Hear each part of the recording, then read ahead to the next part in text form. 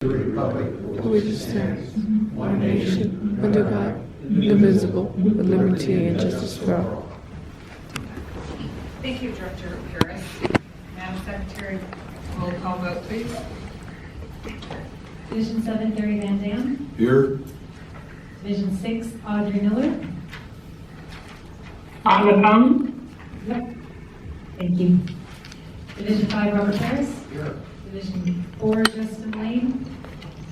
Division 3, Frank Donato. Here. Division 2, Keith Dias. Here. Division 1, Shelley Sourcewell. Here. Thank you, Madam Secretary. Item number 4, adoption of agenda. I move we adopt the agenda. I'll second the motion. Roll call vote, please. Gary Van Dam. Yes. Audrey Miller. Yes. To the agenda. Yeah. Go ahead. Robert Harris. Yes. Justin Lane.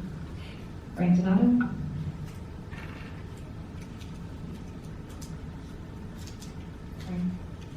Yes. Keith Dias. Yes. Shelley Sourcewell. Yes. Item number 5, public comment period. If anybody wishes to address the board, please come up to the podium. Item number 6, new business. Yes, we have Scott Evans here from BURKEY Talks to provide a presentation with regards to the June 30th, 2019 financials and the audit report. Invite him up to make that presentation. Welcome, Scott. Thank you.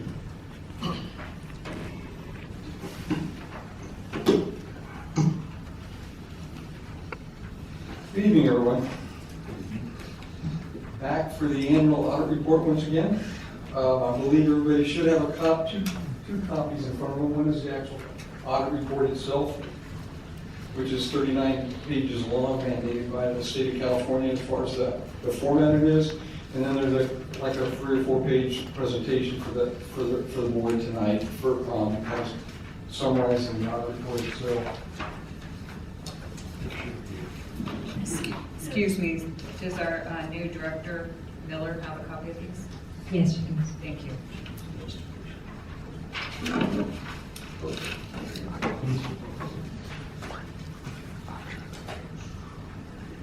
So the audit report itself, like I said, is mandated by the state of California for all special agencies. Fiscal year ended June 30th. So this report covers July 1 of 18 through June 30, 2019.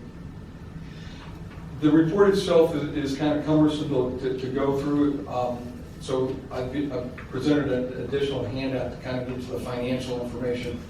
In the audit report itself, page 1 and 2 is the auditor's opinion. The agency has a unqualified opinion, which is the opinion you want on your audit report, meaning there are no exceptions and no issues. There's no qualifications to the report as far as the presentation of the agency's financial position of June 30th. Pages 3 through 7 of the audit report is what's called the MD&A, the Management Discussion Analysis. That is the agency's portion of the audit report. It's kind of the equivalent of the report to shareholders you'll find in an annual report for a public company. So that's the agency's pages in there. That's all your information that's part of the package of the audit report itself. The financial information is really very condensed. It's on pages 8 through 11. On page 8 is the balance sheet. It's also the first page of the handout that I've given everybody, but the one in the handout is a comparative balance sheet that goes from June of 18 to June of 19. They kind of show how we did between the 2 years. So page 8 is the equivalent to page 1 of the handout, just the one handout's a comparative. Of the agencies at June 30th, at the close of business on June 30th, the agency had $470 million of assets under their control and management. 70% of the assets represent fixed assets or the property, plant, and equipment that are owned by the agency, which is all the water lines, tanks, this building, so forth and so forth. So 70% of it is in the tangible fixed assets. About 3% of it are the agent's investment portfolio or the reserves for future expenditures and things like that. So as you can see, last year at the end of June, their net fixed assets, $328 million. The investments being about $105 million. Down on the bottom half of that are the obligations or the liabilities of the agency at the end of June 30th. Most of the agency's liabilities are in the form of long-term debt, in the sense that they're the COPs and the other financing sources that were put into place for the infrastructure. At the end of the year, the long-term debt amounted to about $137 million. Overall, the agency's total debt obligations were $148 million. The reserves then being in the very bottom line on the handout, $322 million worth of reserves or equity in the agency at the close of business on June 30th.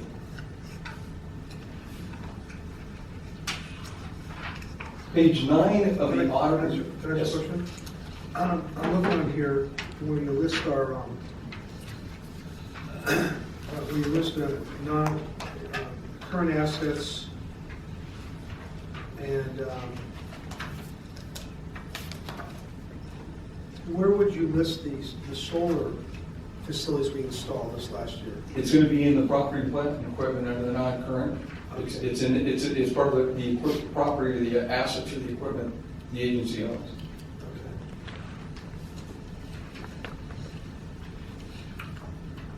So that's considered non-current assets? Current assets are defined as assets that are available or liquid in the next 12 months. So anything that's a physical, tangible asset is not something that's easy. It could be converted, but it's not intended to be a liquid asset.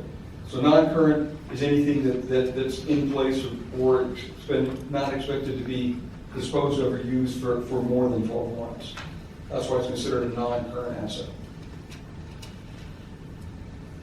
Same thing with current liabilities. Current liabilities are the obligations that are going to come due in the next 12 months. Long-term liabilities are all the obligations that are due in excess of 12 months. So you take the solar and amortize it over what, 20, 30 years? That's The equipment, property plant equipment are depreciated over what's called their estimated useful life. We usually work with Teresa in looking at it, saying when we installed the solar, what was the estimated useful life of that solar? If it's 20 years, then we'll take that cost and depreciate it over 20 years. Depreciation is theoretically the physical wear and tear of that piece of equipment. So if we bought a solar panel and it has a 20-year life and it costs $20,000, we would try and match $1,000 a year to say it's wearing out. So at the end of 20 years, it's worn out, and we've recognized that over its useful life. So on audit reports under generally accepted accounting principles, depreciation is on the straight line method, meaning you take it evenly over the life. Tax depreciation is what they call accelerated, so we take it quicker. For audit reports, we're not allowed to do any kind of accelerated depreciation because it's supposed to match the actual useful life of that asset. okay. So another question I have with solar is because the discussion is after the term that or the year you use, there must be a guideline or some type of schematic they use to justify the term of the solar panels. But then what, at the end of the solar panels, the disposable part, is that in calculation too, or how's that work? So if we take solar panels with a 20-year life, if at the end of 20 years they're still functional, they're still working, we no longer claim any depreciation because it was an estimate. If we estimated they're going to last 20 years and they break down and don't work in 15, then we'll dispose of them and we'll take a loss for what's left. Anything over the useful life, then there's just no value, there's no more depreciation because they've been fully recognized for that, for their use. And that's why, again, you try to say, what is the useful life of a solar panel? We're estimating it's 20 years. It seemed like, what is the useful life of a water tank? might be 40 years, it might be 80 years, but somewhere we have to make an estimate of what the useful life of that water tank or that solar panel is. And then we try to match that expense each year with while it's functioning.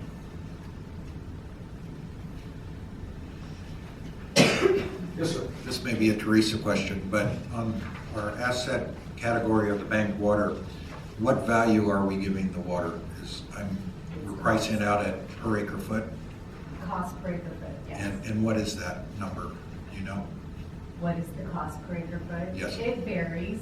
It depends on what the DWR rate is at the time we receive the water. So it's actually the cost for us putting it in, not the value of the water that we could resell it for? Is that, That's correct. Correct. okay. Everything on the balance sheet is recorded at historical cost, not fair market value. So the inventory, again, even though that water may be more valuable on the books, it's only what we actually physically Actual pay cost. for that water. Okay, that good. cost. Thank you. Teresa, do you take, is there taking into consideration of the water we put in there that less than 10%? Do you remove the 10%? Yes. The only thing you see is the 90%. So it's a net? Mhm. Okay.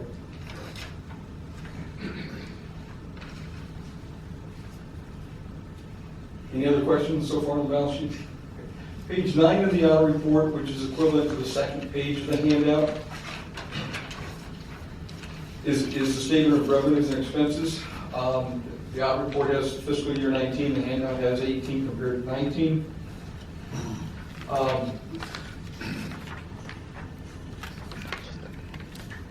Last year's revenues, operating and non-operating revenues totaled about $77 million. There was an increase over about $13 million over the year before. Primarily the biggest increase being in our water exchange revenues. And then we had a better year of investment earnings because of where they were invested had a better return this year than years past, basically because of the way that the market is working this year. The operating expenses were $58.4 million, an increase of about 4.5. Overall, the agency had a very good year. Our surplus for the year was about $22.8 million.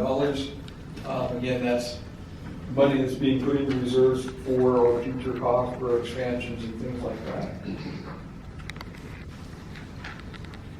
Page 9 and 10 of the audit report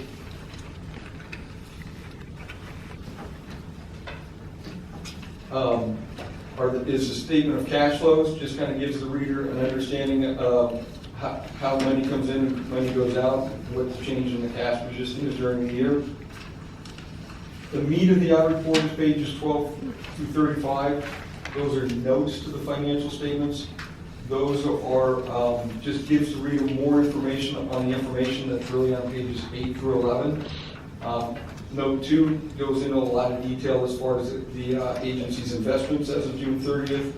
Note 4 lists the property and plant and equipment, shows beginning what we started the year with fixed assets, shows the additions and deletions, and then it shows the changes in accumulated depreciation for the year.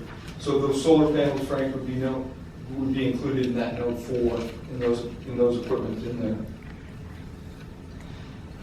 Page 36 is just required information for the pension disclosures. Pages 37 is the comparison of the actual results of the agency for fiscal year 2019 compared to the adopted budget or the amended budget during the year.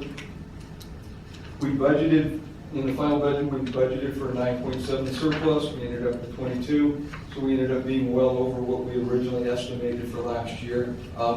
Agency did really well controlling costs and raising revenues last year. The last 2 pages are our reports on internal controls. One of the things that we look at when we come in, making sure that there are segregation of duties, there are the proper safeguards over the way cash is managed, handled, the fixed assets are recorded, things like that. That's a required report that's in the audit report itself. And then the last page of the handout is just kind of a separate report that tracks, in the past, the board has asked them to keep track of how much money if we're investing in the water bank, the High Desert Water Bank. That just breaks out the fixed asset, how much is agency and how much is invested in the water bank at June 30th. So that's just a kind of a separate report. Because the water bank is part of the agency, it's not a separate agency.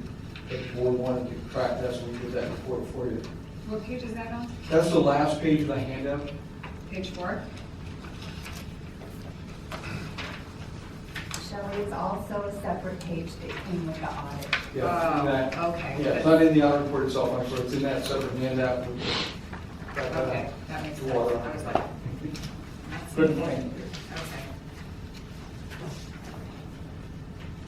Can you explain this page again now that I have it in front of me, please? The total column is the total that matches up with the balance sheet for the agency for last year. In the past, the board wanted to know how much money was being invested in the High Desert Water Bank separately. Because it's part of the agency, we can't, on the audit report, break it out per se, but we can for your presentation.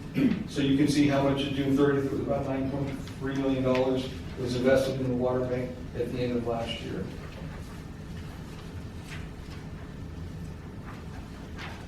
Well, that's interesting because how are we going to address the segregation of funds? Because we just tonight on a partnership between AVEK and Metropolitan Water District, which is their funds. So there has to be a separate category. Well, you can internally track it separately. Yeah, but theirs can't be part of the audit. Correct. I just want, okay. We're going to have to keep track of their funds and your funds separately. Okay, I Correct, just yeah. want to, I figured somebody had said something to you about that because it's, yeah, okay. I have a question. Back on page 11, where it says deferred water deliveries, 3,300,000. What does that mean? It's in the book, maybe. Yeah, it's on page.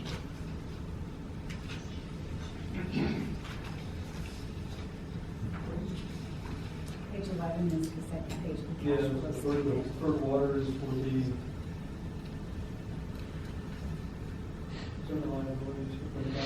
The liability went down for the year. Was that the home? Oh, that was that LA County. LA County? That was water that we, Oh, maybe I shouldn't say that. Maybe it was to home. Can you stand up and speak? We can't hear you. Yeah, I would have to look for sure. I believe it was the water for Cajon. Yeah. It's the home. Well, I mean, okay. And that's, if we, Well, that doesn't make sense because we didn't deliver any water to home this year. No, this was from several years back. What? This was from several years back. They owed us some. Why is it this audit? It shows it as a, Has nothing to do with this audit.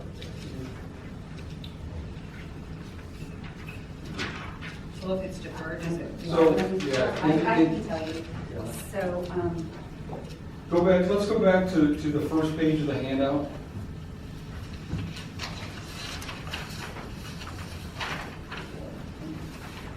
So that was the Tejon agreement that we had yet to bill to complete the contract. Once the contract was completed, it was invoiced in this current year, and it was a liability on the existing books. So if you were to go back to past audits, you would see it as a liability. Since we billed it in this audit year, it's now clearing that liability out. Yeah, no, but what it says in the audit, in the actual, So that's showing the cash flow. So it's showing it coming in as cash flow, Well, I- or reducing the liability. I know, but what I'm confused about is we haven't had any deferred water deliveries with them in a while. it's just probably the description is probably not very conducive to Yeah. what it is. It's really, really- yeah, it's just the money that. Because it looks like, you know, there's $3 million that's deferred from somewhere else, and it doesn't add up to the net cash provided by use of operation activities, $11 million. So, I mean, we need to figure out what that is. I'll look into it and explain it better at the next finance meeting, but it was that Tahone agreement that was invoiced And paid. and paid, so the liability is now gone. Okay, well, that goes to another question. The finance committee never saw that.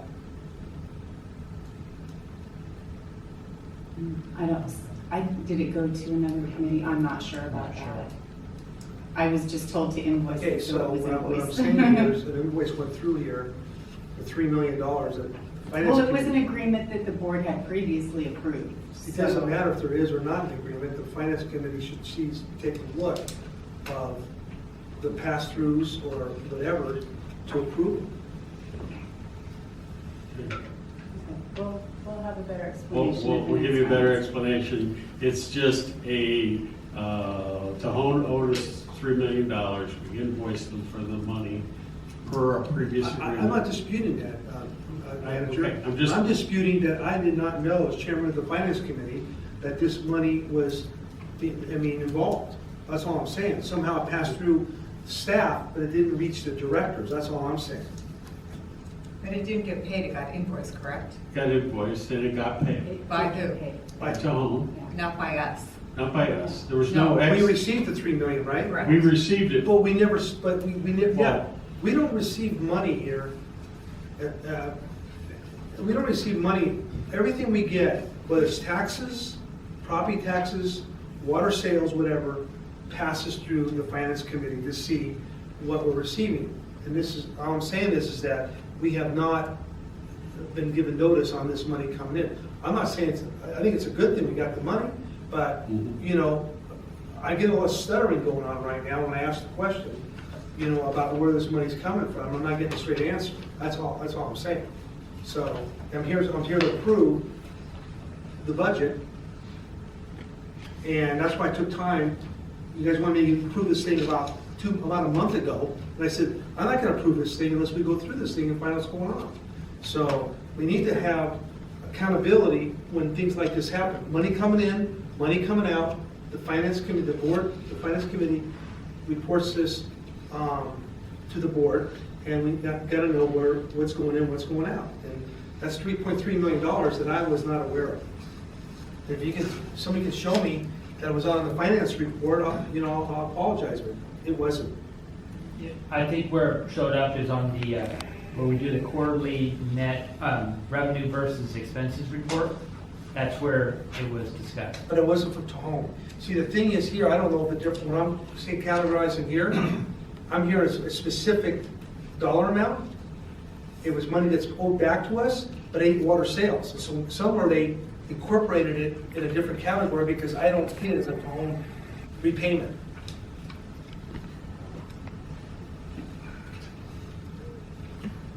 But it's not, it's not the end of the world. We got the money, at least we weren't paying it out. Yeah.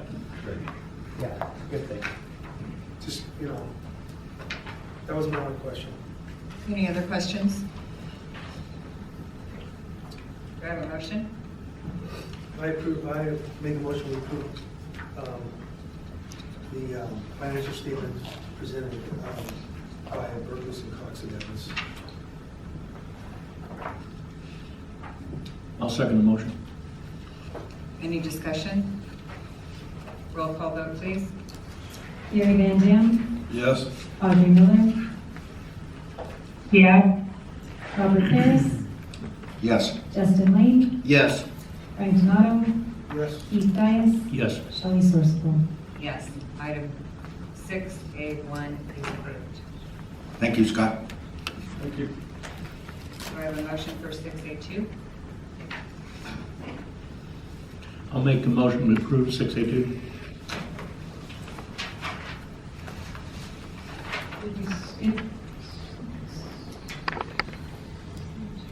Do I have a second? Second. Any discussion? Roll call vote, please. Gary Van Dam, Yes. Audrey Miller, yes, Robert Paris, Yes. Justin Lane, Yes. Frank Donato, Yes. Keith Dias, Yes. Shelley Sorsival. Yes. Item 6A2 is approved. Item number 7, consent calendar.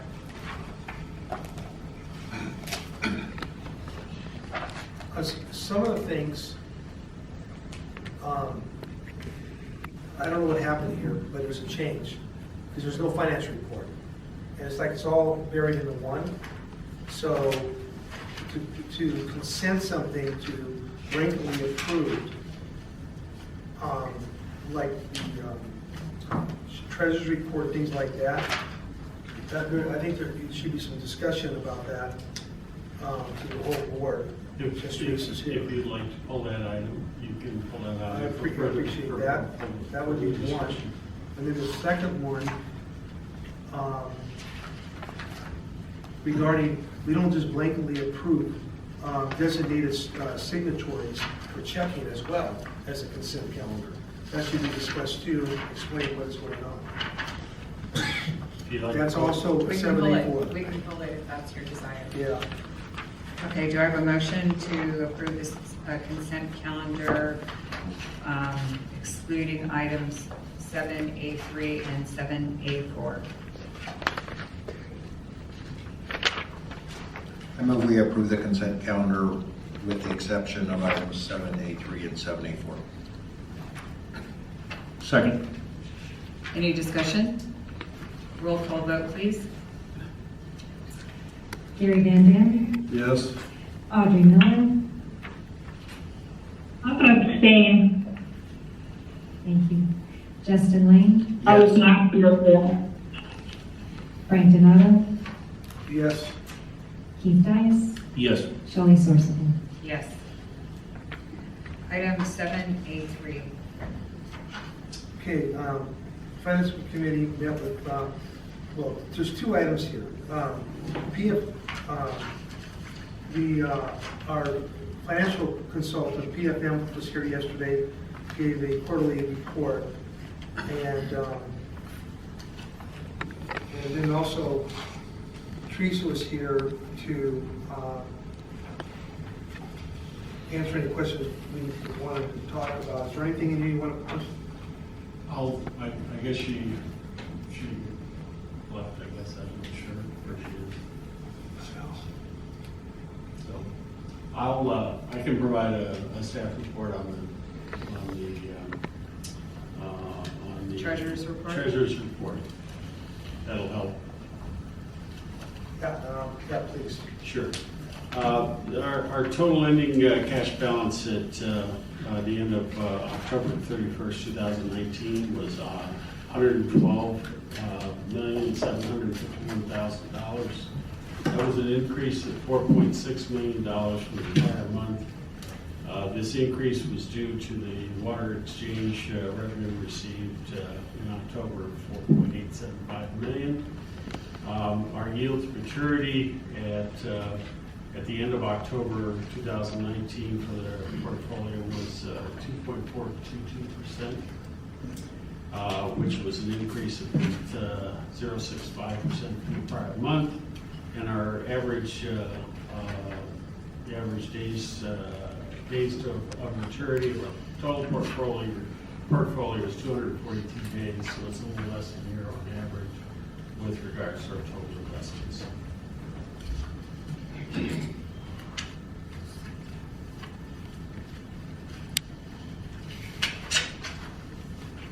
Have any questions? I'm on board of a 783. Second. Any discussion? Roll call vote, please. Gary Van Dam, Yes. Audrey Miller, Yes, Robert Paris, Yes. Justin Lane, Yes.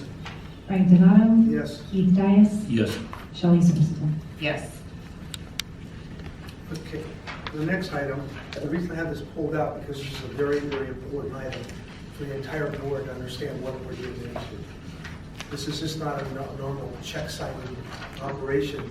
This resolution, R-1917, this designating a signatory for checking account related to the High Desert Water Enterprise Fund capital project or program. This is the biggest account we're gonna probably have ongoing. And what it is an account that Metropolitan required us to segregate outside of anything we do in this agency with the money that they give us to pay back the water bank, the High Desert Water Bank. So the funds are not commingled. And one of the things that's important about this is that our general fund has loaned the High Desert Water Bank funds, and most of them, I don't know the exact percentage, but most of them are going to now start being paid back by Met for these facilities, and then that money will come back into our general fund. But they want a complete accountability of the two, of those fees. Anything else you want to touch on? Yes, I can elaborate a little bit more. Under our agreement with Metropolitan Water District, they'll be making periodic payments to this particular fund. So they'll pre-fund it for the next 2 or 3 months of worth of activity, and the costs that are associated with the High Desert Water Bank will be paid for out of that particular account and not our general fund account that we use for all of the normal AVAC operations. And as Frank mentioned, there is a provision in the contract that the initial payment that is presented by Metropolitan Water District to this fund will be to reimburse the initial costs that the agency has fronted with that. And Matt, what was that total, do you remember? So that we're going to get reimbursed for roughly $8.3 million. That was through June of 2019.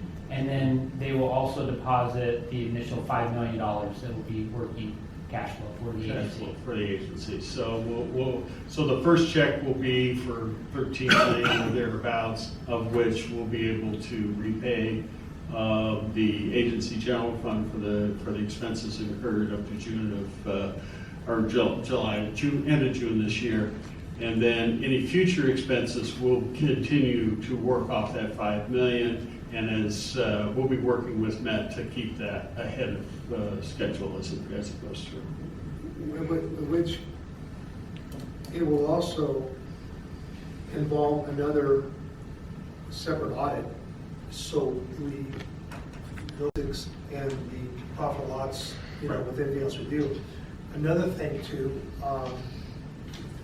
the agreement also includes payback of the land acquisitions of the land we've purchased, which is going to be most likely, when this is all said and done, it's going to run us several million more, because we're negotiating, trying to prevent going to a trial. And it's been working out really good, which we'll hear more about that. But that money will be based upon that, because any of that kind of stuff will be reimbursed to the agency. That's correct. So I thought it would be important for the board to know that this thing is, so I basically will go ahead and approve, I'll make a motion to approve 784, the resolution R-1917, designating signatories for the checking accounts, the High Desert Water Bank Enterprise Fund capital program. Second. Any discussion? Yeah, I had one question. So who signs on that account then? It'll be the signatories, will be the same signatories that we have for our current account, which include the board president, vice president, general manager, assistant general manager, and what's the others? There's a copy of the resolution in here on page 35. Yeah, it's on the resolution. So there'll be 2 signatures? Yes, 2 signatures each time. It's usually one of the staff approvees, and one of the officers, right? President or vice president. On page 35, there's a copy of the resolution that states who the signers are. Actually, it's page 36.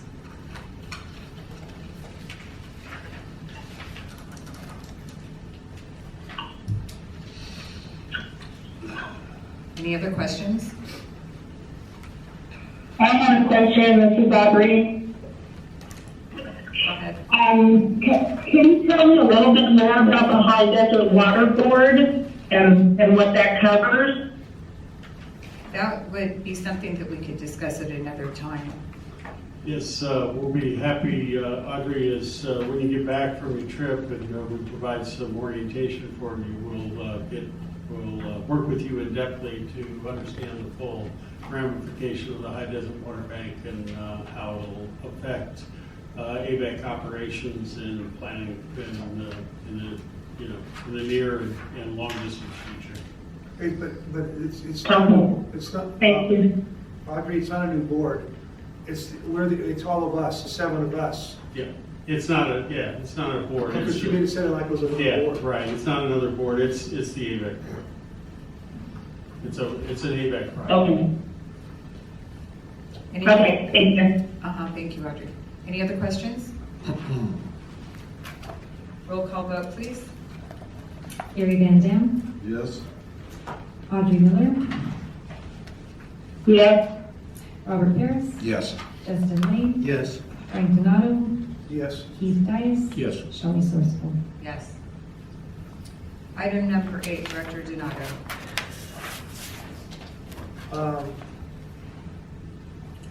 Okay, so basically, this is the Water Bank Resource Negotiations Committee. Consideration of possible action on the Golden Field Solar Power Line easement for medium voltage crossings.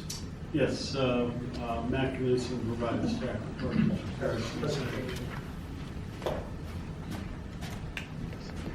Good evening. We have a brief presentation to go through this item. There's also a staff report in your board agenda packet. Begin on page 80.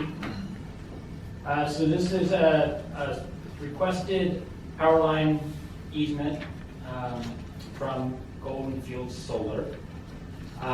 It includes kind of two parts. It includes a purchase and sale agreement and then the actual grant of power line easement. So staff is recommending that the board approve both of those documents, as well as authorize the general manager to execute those same documents.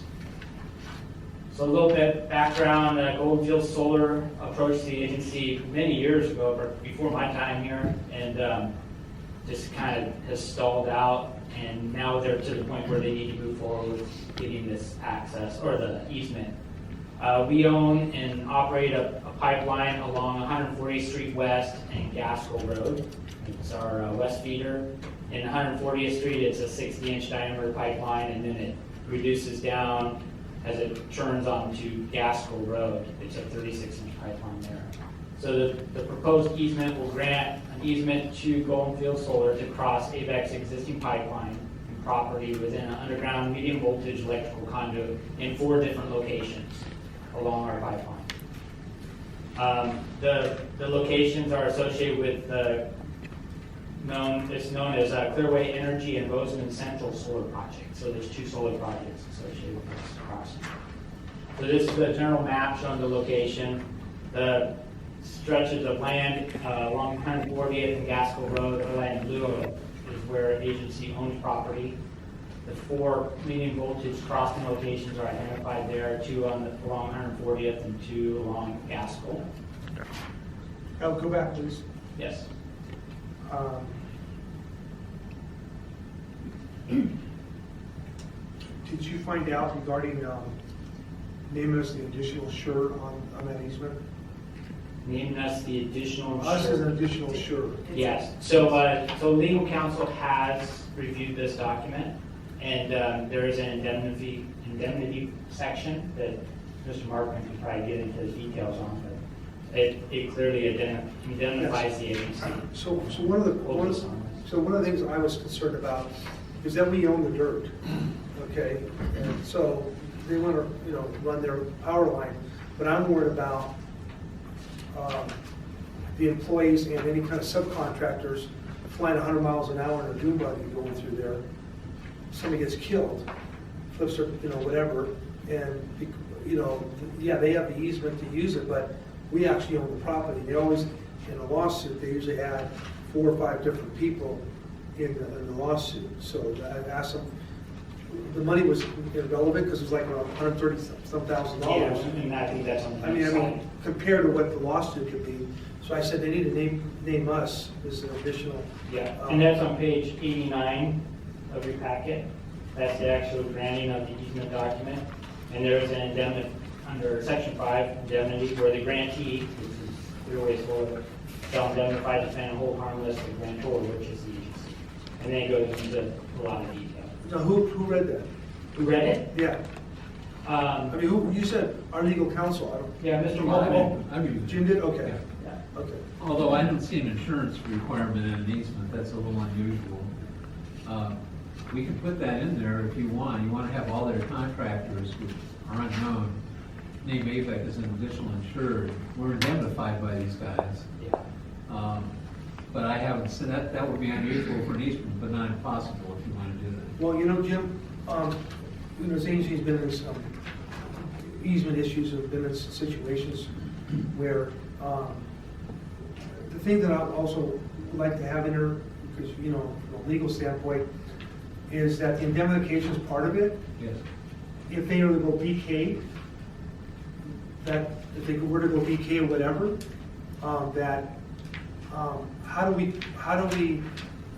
or the successor of them selling the project, because a lot of these times these people are just brokers, putting the deals together, and then it's sold 1 or 2 people down the line. How does it protect Avek if the next person comes on, or if they go BK and they, Okay, well, any successor in interest, if they went BK and they just didn't run the operation anymore, and there's some pending lawsuit, or they didn't have insurance, that could present a remote exposure. I've never seen a provision that would require them, they'll have to get liability insurance and name us as an additional insured and have their contractors do that. That would be, I can't tell you, it is extra protection if you want us to do that. We could do it, they'd probably accept it, and you'd have to administer it. well, I'm kind of looking at it as maybe more like a completion bond. You know what I'm saying? What I'm saying that, like, when you do a construction, something happens, to have a completion bond. City of Palmville did that, that's how they got Elizabeth Lake Road finished when SunCal and, the investment, with Lehman Brothers, when that whole thing went south, the City of Palmville went to Lehman Brothers, says, we have an agreement, we don't care if SunCal goes bankrupt, it's gonna be done, we're gonna call it completion bond. I don't know if I'm using the right terminology, but if something like that happened, what will we do? I think our biggest exposure would be, if there's no money out there from this grantee, then we would have to get his stuff out of the easement by hiring our own contractors. That would be the extent of our exposure, so far as I can see. So, but, I'm not, again, Frank, that's not, that's just more protection. If you want to get it, they would probably do it at this point. But then you have to track it every We got year it to administered. You have to track them. Yeah, you have to track it every year to make sure that they renew the policy, and, because this is an ongoing thing, this isn't a one-time thing, correct? Well, the construction is one kind of thing, to construct and install the electrical conduit underneath our Right. pipeline. Once that's in place, then obviously there'll be electricity running through it, but the exposure to the agency at that point is very limited. So Okay, it does have an end date. Is there gonna be a main gate? No, this is just a So I think it'd be a raceway. buried conduit that we won't see. Who's gonna maintain the road? They aren't going to use the road for access. This is just a power line easement to cross our line perpendicular. So our pipeline is here and they're going to cross Okay, it. so we're not running it. At different elevation. No, this is a different easement than the one we were talking about the other day, where it's out by Maybe that's the the one dump. you're talking about, Frank, is on, Yeah, because I thought that it out was. near Mojave. The one out at the dump. That's where I thought it was. Yeah, Yeah. No, it's, Okay. under that one, we would have, that's where we would Yeah. have the Okay. additional insured. That's why I thought I'd bring it up, because that one's, Okay. Yeah. I just saw a yellow line going that way. Yeah. I And a lot of the understand. same I understand. numbers, a lot of the Understand. same numbers also. Yeah. Yeah, 'Cause- my bad. Wayne even said, hey, make sure you clarify that. Well, yeah, it's because I either brought two it up different as a units. question already. Okay, so if the board approves this, there'll be revenue in the amount of $128,941.50 to the agency for granting these easements. We also did a current interference risk analysis paid for by the solar company, third-party engineering firm conducted this, just to make sure there wasn't any electrolysis risk to our existing steel pipeline.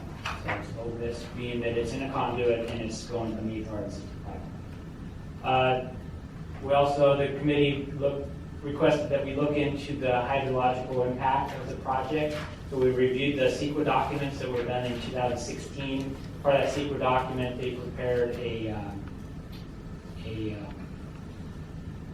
flood assessment or drainage assessment, and they are going to mitigate by constructing some on-site retention basins as part of the project. So that's going to mitigate some of the runoff to ensure that we're not increasing flow across our road and pipeline. And as I mentioned, Mr. Markman has reviewed this document, and we've incorporated a few of their comments into this. And that's all I have. Unless you have any questions. Okay, I have a question as a matter of clarification. What's the direction we want to give staff in regards to the additional insured for the contractor and subcontractors? Just to maybe work with legal counsel and the grantor or the grantee on getting additional insured. During the construction. During the During the construction. construction period. Okay, so we are going to go ahead and do that. We can do that. We can reach out to them and request Okay. that. That's part of the condition. All right. Thank you for that. When's the work start, one? And two, who came up with 128,000? So the work is scheduled to start as soon as they get all the permits in place. I think they're still working on all the permits. I don't have an exact timeline. I can reach out to them and see what that is, but they are pushing for this easement. You know, it's been quiet for a couple of years, and now it's ramping up. So my guess is they're getting close with all their permits for this project. We get paid when? We get paid once we sign this agreement. And then the other question regarding how to come up with the 128,000, and that goes back to when they were requesting actual access along 140th and Gaskell, but then it turned out that, so that's how they came up with the 128,000. They worked with staff at the time and developed a fee for access in addition to these power line easements. But since that time, they no longer need access along 140th and Gaskell, but they just need these 4 crossings, and they were willing to keep the fee the same. So it's actually a pretty fair deal for the agency. Pretty significant, you know, for just an pipeline easement. 4 of them. Yeah, but still. Thank you. Yeah, thank you. Okay. Do we have a motion to approve? I'll move on to order A1. Second. Any discussion? Roll call vote, please. Gary Van Dam, Yes. Audrey Miller, Yes. Robert Harris, Yes. Justin Lane, Yes. Frank Tomato, Yes. Keith Dias. Yes. Shelley Sorsen. Yes. Thank you. Item number 9, old business. Do we have any? But we do not. Okay. Item number 10, general manager's report. Here we go. So this is the general manager's report for November 26, 2019. The Northern California forecast, we do have rain and snow in the forecast. Been looking at it today, and you know, they're going to have snow elevation of 1,500 feet in that area. They're looking between 11 to 17 inches of snow in the higher elevations. And they're looking for snow for rain and snow for several days in the northern area through, Thanksgiving through Monday. It's good news. We'll actually be able to have some precipitation on our charts here coming up.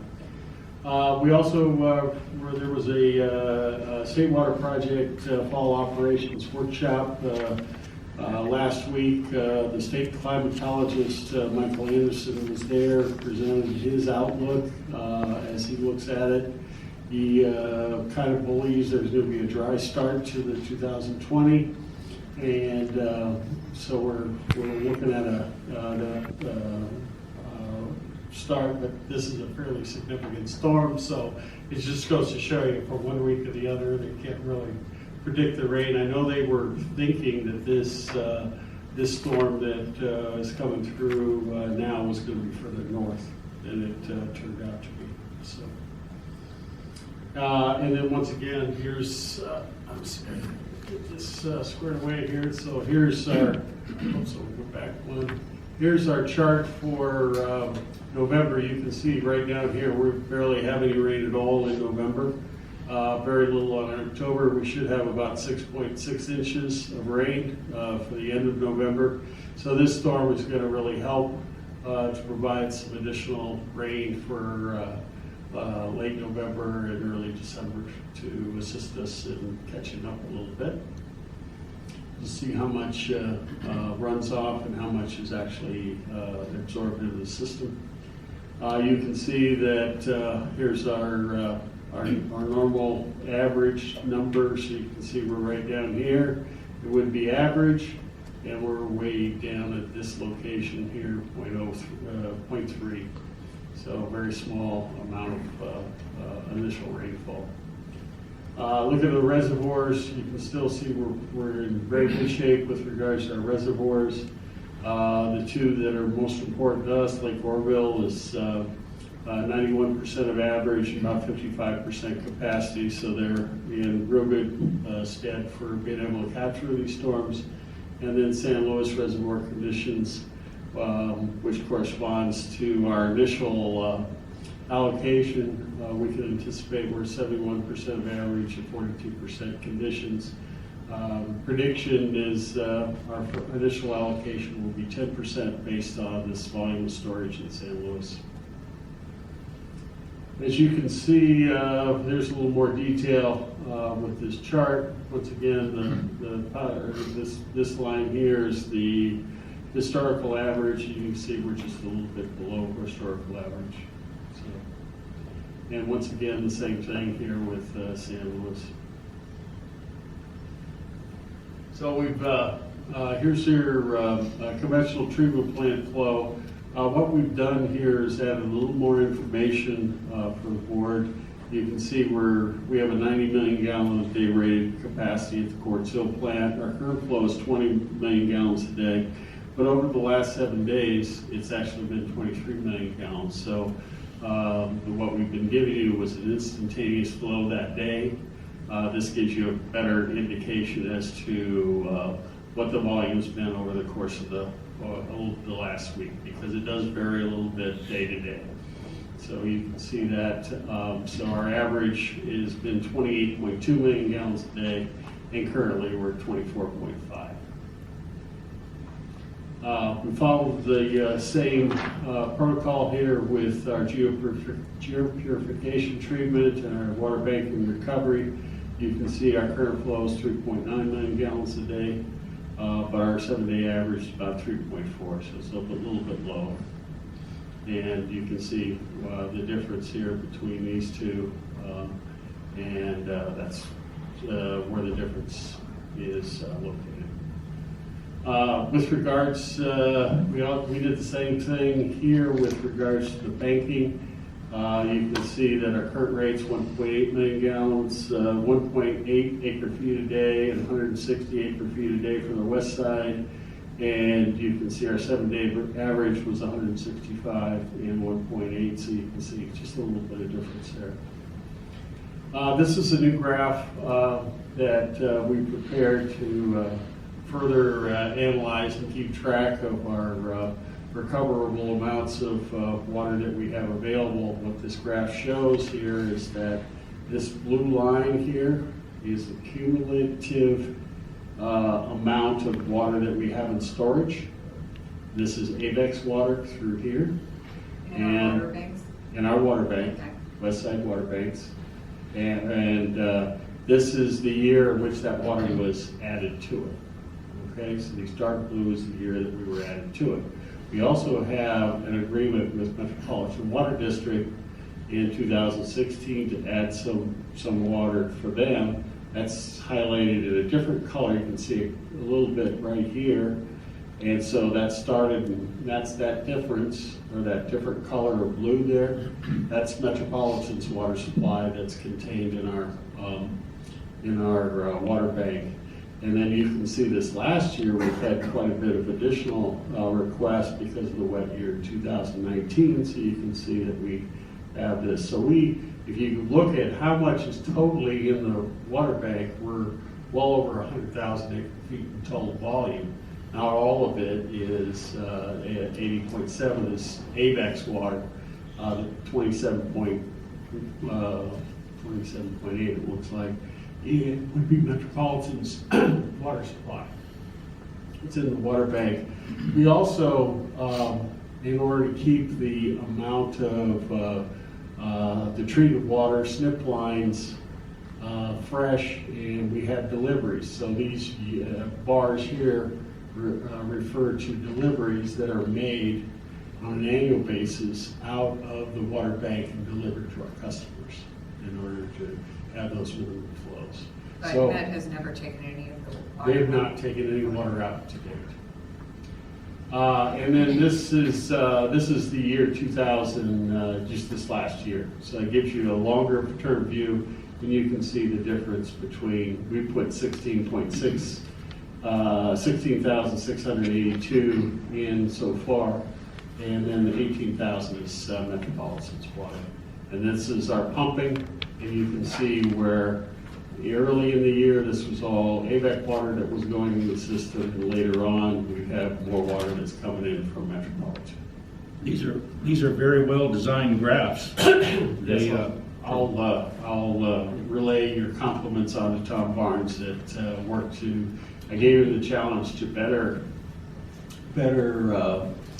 demonstrate through graphics how much water we have and who has what water and when we take it out and so forth. He came up with this, and I thought these were very, very good way to show that. And keep track of who has what and where is it going, right? And then this one here just shows you the last month. You know, it's the same relationship that provides you for the last month.